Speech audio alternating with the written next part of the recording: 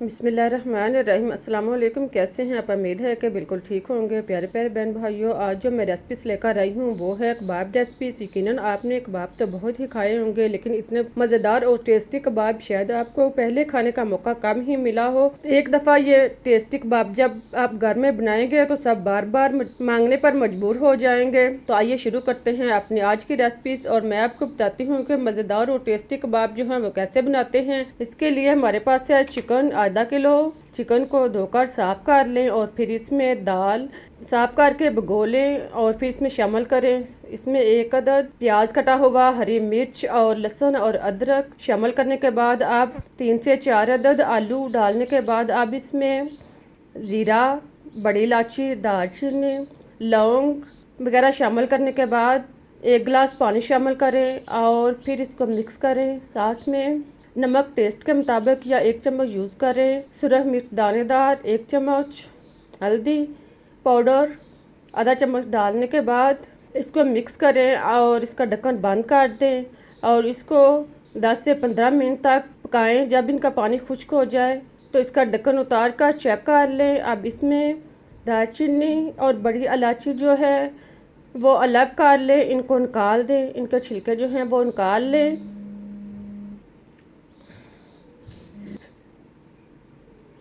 इसके बाद आप आलू इनका छिलका उतार लें। अगर मुनासिब समझे तो आप पहले आलू छिलकर इसमें शामिल कर सकते हैं, लेकिन अगर आपने छिलका नहीं उतारा तो इसका छिलका उतार कर इसमें शामिल करें। और फिर अगर हड्डी का कोई पीस हो तो उसे उतार कर अलग कर लें। इन सब को साफ करने के बाद अब इनको अच्छी तरह मैश कर लें। देखिए, इनको अच्छी तरह यकजा करने के बाद एक बर्तन में निकाल लें और फिर इसमें काली मिर्च पिसी हुई आधा चम्मच, गरम मसाला पिसा हुआ आधा चम्मच और खुश्क धनिया पिसा हुआ आधा चम्मच डालने के बाद अब इसमें कटा हुआ हरा धनिया 2 से 3 चम्मच शामिल करें और फिर इसको खूब अच्छी तरह मिक्स करें। सारे मसाला जात को अच्छी तरह यकजा करने के बाद अब इसको एक साइड पर रख दें। अब आप अगर मुनासिब समझे हाथों पे ये कबाब जो है वो तैयार कर लें, अगर नहीं तो आप कबाब बनाने वाला सांचा लें। इसमें कबाब वाले सांचे में आप ऑयल लगा लें और इसको हाथ या अंगूठे की मदद से नीचे जो सुराख बना होता है इसको नीचे दबाएं। जब ये कबाब बन जाए तो फिर आप इसको छोड़ दें, ये खुद ही ऊपर आ जाएगा। इसी तरह आसानी से कबाब जो हैं वो तैयार हो जाएंगे। मैं आपको एक और कबाब बनाकर दिखाती हूँ ताकि आपको कबाब बनाने में मुश्किल पेश ना आए। देखें, आप दोबारा इसका मुशाहिदा कर सकते हैं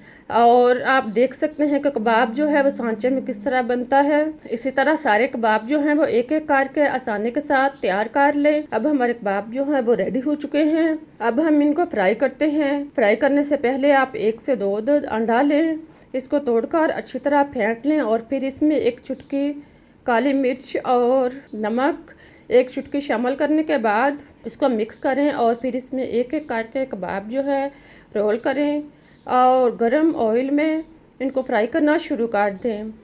अब पैन में एक एक करके अंडा लगाने के बाद कबाब जो है वो इसमें रखते जाएं। ज़रूरत के मुताबिक इसमें कबाब रखें और फिर इसको ब्राउन होने तक फ्राई करें।